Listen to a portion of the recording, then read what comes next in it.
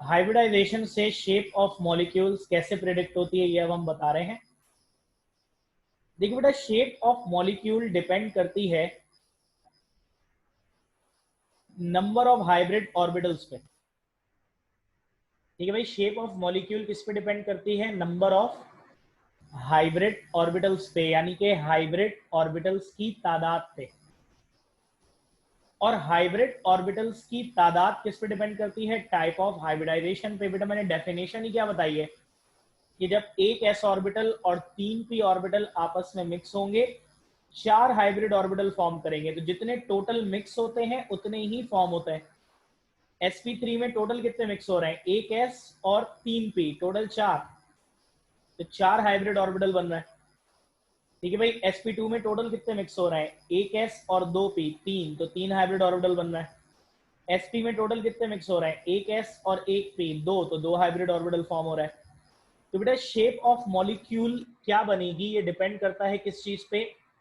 Hybrid orbitals की तादाद पे। और हाइब्रिड ऑर्बिटल्स की तादाद कितनी होगी ये किस पे डिपेंड करता है? टाइप ऑफ हाइब्रिडाइजेशन पे। बेटा याद रखना कि हाइब्रिड ऑर्बिटल्स एक दूसरे से मैक्सिमम फासले पर रहना चाहते हैं इलेक्ट्रॉन इलेक्ट्रॉन रिपल्जन की वजह से। ठीक है भाई, हाइब्रिड ऑर्बिटल्स एक दूसरे से मैक्सिमम फासले पर रहना चाहते हैं किसकी वजह से? इलेक्ट्रॉन इलेक्ट्रॉन रिपल्जन की वजह से।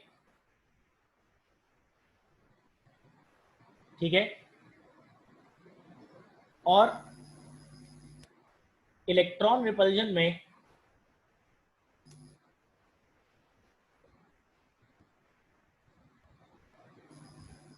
और इस रिपल्जन की वजह से वो क्या शेप फॉर्म करते हैं जरा देखिएगा। अगर बेटा sp3 हाइब्रिडाइजेशन है तो मैंने बताया कितने हाइब्रिड ऑर्बिटल्स बनेंगे? 4। 4 हाइब्रिड ऑर्बिटल बनेंगे तो कितने एंगल से अरेंज होंगे? 109.5 डिग्रीज। और बेटा जब 4 ऑर्बिटल्स 109.5 डिग्रीज से अरेंज होते हैं तो रेगुलर टेट्राहेड्रल शेप बनती है ये। देखो बेटा, 1, 2, 3, 4, ये 4 हाइब्रिड ऑर्बिटल हैं। इनके दरमियान जो एंगल है वो 109.5 डिग्रीज है। और ये जो शेप बनी हुई है, शेप क्या कहलाती है? Regular tetrahedral. तो बेटा जब भी sp3 हाइब्रिडाइजेशन होगी तो 4 हाइब्रिड ऑर्बिटल्स बनेंगे। जब 4 बनेंगे तो कैसे अरेंज होंगे? रिपल्जन को मिनिमाइज करने के लिए 109.5 डिग्रीज के एंगल से। और क्या बनेगा? क्या बनाएंगे? Regular tetrahedral shape. इसी तरह बेटा sp2 हाइब्रिडाइजेशन अगर होगी तो कितने हाइब्रिड ऑर्बिटल्स बनेंगे? 3। बेटा जब 3 हाइब्रिड ऑर्बिटल्स बनेंगे तो कितने एंगल से अरेंज होंगे? 120 डिग्रीज। और जब 120 डिग्रीज से अरेंज होंगे तो क्या शेप फॉर्म करेंगे बेटा? Planar trigonal shape. ठीक है, ये देखो प्लेनर ट्राइगोनल शेप कौन सी है?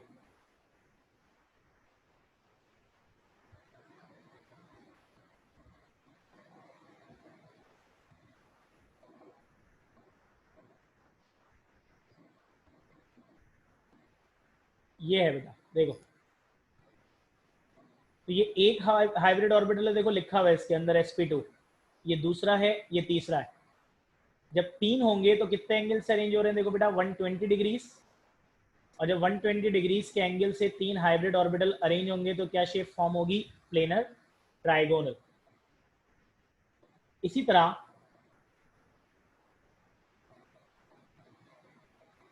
जब दो हाइब्रिड ऑर्बिटल, जब sp हाइब्रिडाइजेशन होगी तो 2 हाइब्रिड ऑर्बिटल बनेंगे।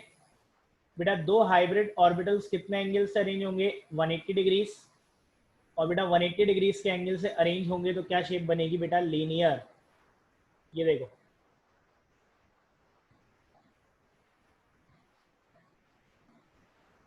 ठीक है बेटा, ये देख लो। ये एक sp हाइब्रिड ऑर्बिटल है, ये दूसरा है। 180 डिग्रीज के एंगल से अरेंज हुए हैं और क्या शेप बनाई हुई है? लीनियर। तो इस तरह बेटा हाइब्रिडाइजेशन से शेप ऑफ मॉलिक्यूल पता चलती है। मैंने आपको क्या बताया कि शेप ऑफ मॉलिक्यूल डिपेंड करती है किस चीज पे? नंबर ऑफ हाइब्रिड ऑर्बिटल्स पे। और हाइब्रिड ऑर्बिटल्स पर क्यों डिपेंड करती है? क्योंकि हाइब्रिड ऑर्बिटल्स में इलेक्ट्रॉन होते हैं और इलेक्ट्रॉन इलेक्ट्रॉन रिपल्जन की वजह से वो एक दूसरे से फासले पर रहना चाहते हैं। तो अगर बेटा sp3 हाइब्रिडाइजेशन हुई है, 4 हाइब्रिड ऑर्बिटल बने हैं, तो कितने फासले से अरेंज होते हैं? 109.5 डिग्रीज। और क्या शेप बनती है? Regular tetrahedral. अगर sp2 हाइब्रिडाइजेशन हुई है तो कितने एंगल से अरेंज होते हैं बेटा? 120 डिग्रीज। और कौन सी हाइब्रिडाइजेशन होती है? sp2। सॉरी, क्या शेप बनती है? ट्राइगोनल। अगर sp हाइब्रिडाइजेशन हुई है तो कितने एंगल से अरेंज होंगे? 180 डिग्रीज से। और क्या शेप बनेगी? लीनियर। अब देखो बेटा, ये s और p ऑर्बिटल जो है ना, जब मिक्स होते हैं तो balloon like hybrid orbital form होते हैं। ये एक s है, ये एक p है। ये balloon like 2 sp hybrid orbital form हो गए। तो बेटा ये पूरा कॉन्सेप्ट था हाइब्रिडाइजेशन का। बताओ समझ में आ गया सबको? शेप ऑफ मॉलिक्यूल्स को 2 थ्योरीज एक्सप्लेन करती है, मैंने आपको बताया था। एक हाइब्रिडाइजेशन जो हम पढ़ चुके हैं जिसका कॉन्सेप्ट, दूसरी है बेटा valence shell electron pair repulsion theory, VSEPR theory. और बेटा VSEPR दूसरी थ्योरी है जिससे शेप ऑफ मॉलिक्यूल एक्सप्लेन होती है। और बेटा कुछ शेप्स या कुछ कॉन्सेप्ट जो हाइब्रिडाइजेशन में नहीं थे वो इसमें इंक्लूडेड है। बेटा इस थ्योरी के मुताबिक हर मॉलिक्यूल में एक सेंट्रल एटम होता है। सेंट्रल एटम किसे कहते हैं? जिससे बाकी एटम्स जुड़े हुए हो। जैसे बेटा मीथेन में 4 हाइड्रोजन कार्बन से जुड़े हुए हैं, तो कार्बन क्या हुआ? Central atom. अमोनिया में 3 हाइड्रोजन नाइट्रोजन से जुड़े हुए हैं, तो नाइट्रोजन क्या हुआ? Central atom. वाटर में बेटा 2 हाइड्रोजन ऑक्सीजन से जुड़े हुए हैं, तो ऑक्सीजन क्या हो गया? Central atom. तो इस थ्योरी के मुताबिक हर पॉलीएटॉमिक मॉलिक्यूल में एक सेंट्रल एटम होता है जिससे बाकी एटम्स अटैच्ड होते हैं। और बेटा उस सेंट्रल एटम की गिर्द इलेक्ट्रॉन पेयर्स होते हैं। ठीक है बेटा, central atom is surrounded by electron pairs. बेटा जरा एक, अच्छा भाई वापस आ गए। देखिए हर मॉलिक्यूल में क्या होता है? एक सेंट्रल एटम। सेंट्रल एटम किसे कहते हैं? जो बाकी एटम्स जिससे बॉन्डेड होते हैं। और मैंने क्या बताया? सेंट्रल एटम के गिर्द इलेक्ट्रॉन पेयर्स होते हैं। जिस तरह हम लुईस स्ट्रक्चर बनाते हैं ना, तो लुईस स्ट्रक्चर में सेंटर में जो एटम है उसके गिर्द इलेक्ट्रॉन पेयर बनाते हैं, आपको याद होगा। तो रियलिटी में भी ऐसा ही होता है कि सेंट्रल एटम सराउंडेड होता है इलेक्ट्रॉन पेयर से। और 2 तरह के इलेक्ट्रॉन पेयर सेंट्रल एटम को सराउंड कर रहे होते हैं। ठीक है बेटा, 2 तरह के इलेक्ट्रॉन पेयर्स सेंट्रल एटम को सराउंड कर रहे होते हैं। एक कहलाता है बेटा एक्टिव सेट ऑफ इलेक्ट्रॉन्स, दूसरा कहलाता है इनएक्टिव सेट ऑफ इलेक्ट्रॉन्स। बेटा एक्टिव सेट उसे कहा जाता है जिसकी रिपल्जन की वजह से शेप फॉर्म होती है, और इनएक्टिव सेट ऑफ इलेक्ट्रॉन उसे कहा जाता है जिसका शेप ऑफ मॉलिक्यूल बनाने में कोई किरदार नहीं होता। ठीक है बेटा, तो हर मॉलिक्यूल में central atom surrounded electron pairs से। इलेक्ट्रॉन पेयर्स 2 तरह के होते हैं, एक्टिव और इनएक्टिव। बेटा एक्टिव सेट किसे कहते हैं? जिसकी रिपल्जन की वजह से शेप फॉर्म होती है। और बेटा इनएक्टिव किसे कहते हैं? जिसका शेप ऑफ मॉलिक्यूल बनाने में कोई किरदार नहीं होता। ठीक है बेटा, एक्टिव में इंक्लूडेड है कौन?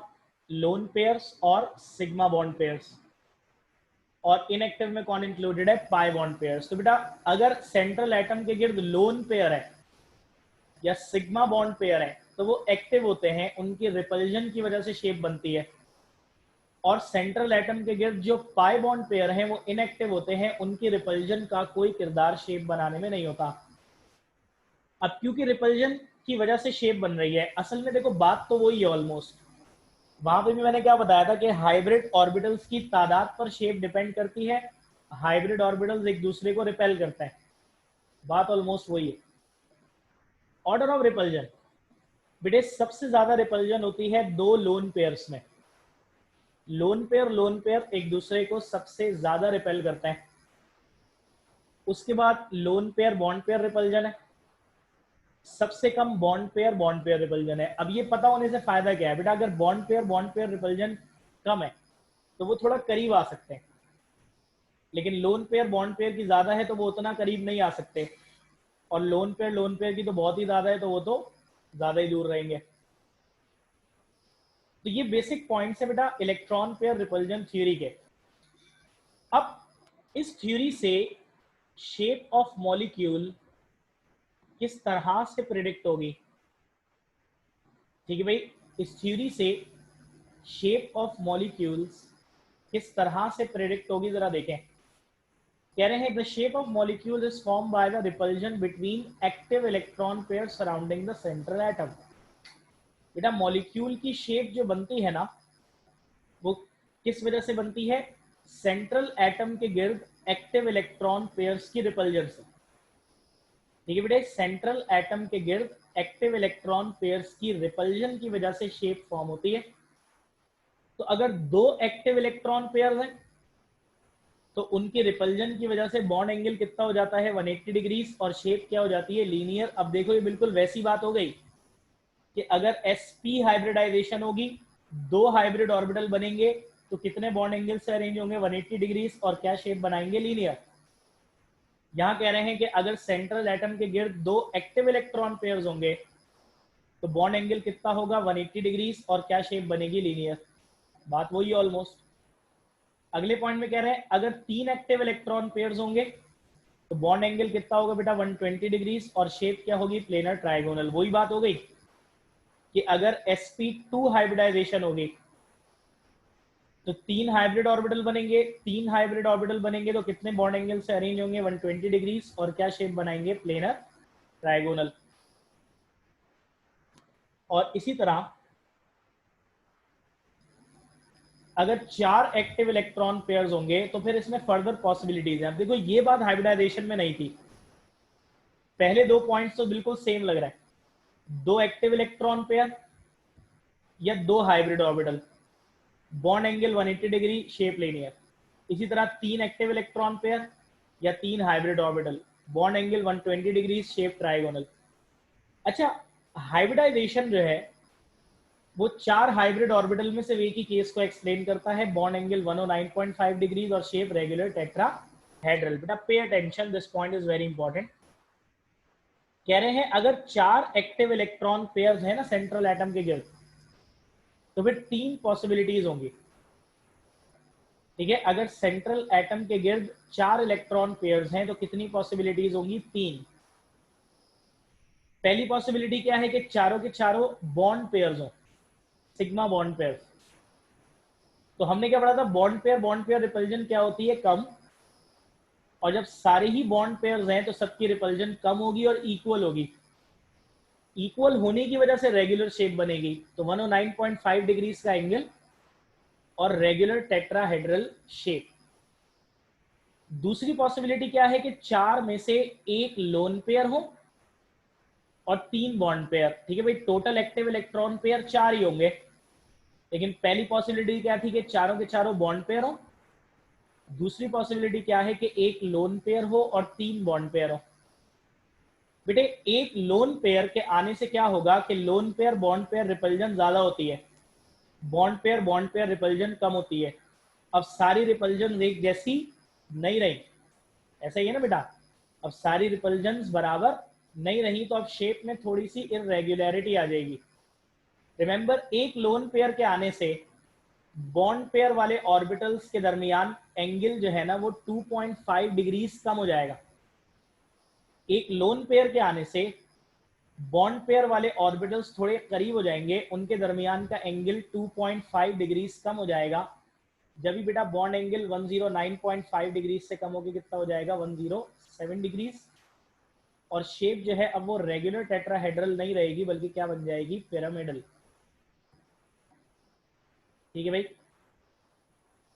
इसी तरह अगर तीसरी पॉसिबिलिटी क्या है कि टोटल एक्टिव इलेक्ट्रॉन पेयर तो चार हो, बट चार में से दो लोन पेयर और दो क्या हो, बॉन्ड पेयर्स।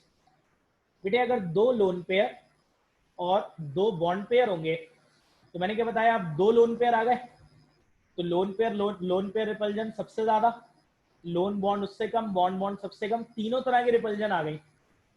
यानी अब जो रिपल्जन है वो और ज्यादा इरेगुलर हो गई। ठीक है, जिस तरह एक लोन पेयर के आने से 2.5 डिग्रीज का एंगल कम हो गया था बॉन्ड पेयर्स के दरमियान, दो लोन पेयर्स के आने से टोटल 5 डिग्रीज का एंगल कम हो जाएगा और 109.5 से क्या एंगल हो जाएगा 104.5, और ये जो शेप बनेगी क्या होगी, एंगुलर या bent. So that's how valence shell electron pair repulsion theory predict करती है शेप ऑफ मॉलिक्यूल्स। ठीक है भाई, आपको क्या बताया कि शेप ऑफ मॉलिक्यूल्स को एक्सप्लेन करते हैं दो कॉन्सेप्ट्स, हाइब्रिडाइजेशन और valence shell electron pair repulsion theory. बेटा हाइब्रिडाइजेशन क्या है, मिक्सिंग ऑफ ऑर्बिटल्स, तीन टाइप होती हैं, sp3 sp2 sp। sp3 में 4 हाइब्रिड ऑर्बिटल बनते हैं, sp2 में 3, sp में 2। और शेप ऑफ मॉलिक्यूल डिपेंड इसी चीज पे करती है। अगर हाइब्रिडाइजेशन sp3 होगी तो ऑर्बिटल 4 बनेंगे, 4 बनेंगे तो कितने एंगल से अरेंज होंगे, 109.5 डिग्रीज, और क्या शेप बनाएंगे, रेगुलर टेट्राहेड्रल। इसी तरह बेटा अगर sp2 हाइब्रिडाइजेशन होगी तो टोटल 3 हाइब्रिड ऑर्बिटल बनेंगे, 3 बनेंगे तो कितने एंगल से अरेंज होंगे, 120 डिग्रीज, और क्या शेप बनाएंगे, प्लेनर ट्राइगोनल। और अगर sp हाइब्रिडाइजेशन होगी तो 2 हाइब्रिड ऑर्बिटल बनेंगे, 2 बनेंगे तो कितने एंगल से अरेंज होंगे, 180 डिग्रीज, और क्या शेप बनाएंगे, लीनियर। अब बेटा आपको यही देखना है, किसी भी मॉलिक्यूल की शेप जब आप स्टडी करेंगे ना तो आपको बस उसकी टाइप ऑफ हाइब्रिडाइजेशन पता करनी है कि सेंट्रल एटम में कौन सी हाइब्रिडाइजेशन हुई है, बाकी सब कुछ खुद ही पता चल जाएगा। आपको सिर्फ एक चीज पता करनी है, अगर सेंट्रल एटम sp3 हाइब्रिडाइज है तो आपको खुद ही पता चल गया कि बॉन्ड एंगल 109.5 और शेप टेट्राहेड्रल होगी। अगर सेंट्रल एटम sp2 हाइब्रिडाइज है तो आपको खुद ही पता चल गया कि बॉन्ड एंगल 120 डिग्रीज और शेप क्या होगी, प्लेनर ट्राइगोनल। और अगर बेटा सेंट्रल एटम sp हाइब्रिडाइज है तो अगेन आपको खुद ही पता चल जाएगा कि बॉन्ड एंगल 180 डिग्रीज और क्या शेप होगी, लीनियर। इसी तरह बेटा valence shell electron pair repulsion theory क्या कहती है कि हर मॉलिक्यूल में सेंट्रल एटम है जिसके गिर्द इलेक्ट्रॉन पेयर है, दो तरह के, एक्टिव और इनएक्टिव। एक्टिव वो हैं जिनकी रिपल्जन की वजह से शेप बनती है, और इनएक्टिव जिनका शेप बनाने में कोई किरदार नहीं है। तो कौन कौन एक्टिव है बेटा, ये याद रखिएगा, अहम तरीन बात, लोन पेयर और सिग्मा बॉन्ड पेयर। और इनएक्टिव कौन है बेटा, पाई बॉन्ड पेयर। यानी कि सेंट्रल एटम के गिर्द जो लोन पेयर होते हैं और जो सिग्मा बॉन्ड पेयर होते हैं उनकी रिपल्जन से शेप बनती है, लेकिन जो पाई बॉन्ड पेयर होते हैं उनका कोई किरदार शेप बनाने में नहीं होता, तो आपको उन्हें गिनना भी नहीं है, देखना भी नहीं है। ठीक है, अब शेप पता कैसे चलती है, मैंने बताया कि सेंट्रल एटम के गिर्द एक्टिव इलेक्ट्रॉन पेयर्स कितने हैं, इनएक्टिव को नहीं गिनना, मैं फिर कह रहा हूं सेंट्रल एटम के गिर्द एक्टिव इलेक्ट्रॉन पेयर्स की तादाद क्या है, इस पे डिपेंड करती है मॉलिक्यूल की शेप। तो आपको क्या बताया बेटा, अगर सेंट्रल एटम के गिर्द 2 इलेक्ट्रॉन पेयर्स होंगे, ठीक है बेटा, अगर सेंट्रल एटम के गिर्द 2 इलेक्ट्रॉन पेयर होंगे, बिल्कुल उसी तरह जिस तरह sp हाइब्रिडाइजेशन में 2 हाइब्रिड ऑर्बिटल बनते हैं, तो दोनों केसेस में बेटा बॉन्ड एंगल 180 डिग्रीज और शेप क्या बनेगी, लीनियर। इसी तरह सेंट्रल एटम के गिर्द अगर 3 एक्टिव इलेक्ट्रॉन पेयर्स होंगे, बिल्कुल वैसे ही जैसे sp2 हाइब्रिडाइजेशन में 3 हाइब्रिड ऑर्बिटल बनते हैं, तो सेम बात है बेटा, बॉन्ड एंगल 120 डिग्रीज और शेप प्लेनर ट्राइगोनल। लेकिन बेटा एक चीज ऐसी है जो हाइब्रिडाइजेशन एक्सप्लेन नहीं करती, लेकिन ये थ्योरी एक्सप्लेन करती है।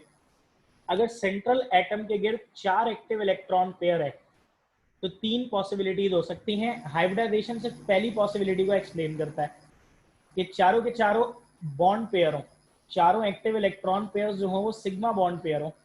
तो बिल्कुल वैसा ही है जैसे sp3 हाइब्रिडाइजेशन में 4 हाइब्रिड ऑर्बिटल बनेंगे, तो बेटा सेम बात है, बॉन्ड एंगल होगा 109.5 डिग्रीज और शेप क्या होगी, रेगुलर टेट्राहेड्रल। लेकिन बेटा अगर 4 में से एक लोन और 3 बॉन्ड पेयर हैं तो लोन पेयर के आने से रिपल्जन डिस्टर्ब होंगी, बॉन्ड पेयर्स के दरमियान एंगल एक लोन पेयर से कितनी कमी आती है, 2.5 डिग्रीज, ये वैल्यू याद रखिएगा। तो बॉन्ड एंगल 109.5 से 107 हो जाएगा और शेप हो जाएगी पिरामिडल। और फाइनली बेटा अगर 4 में से 2 लोन और 2 बॉन्ड पेयर हो तो 2.5 डिग्रीज और कम हो जाएगा, शेप क्या हो जाएगी, एंगुलर या बेंट। यहाँ पे बेटा आज के लेक्चर को हम कर रहे हैं खत्म। किसी को कुछ पूछना है तो बेटा पूछ सकता है। 1 मिनट तक मीटिंग चलती रहेगी, 1 मिनट बाद में मीटिंग को एंड कर दूंगा।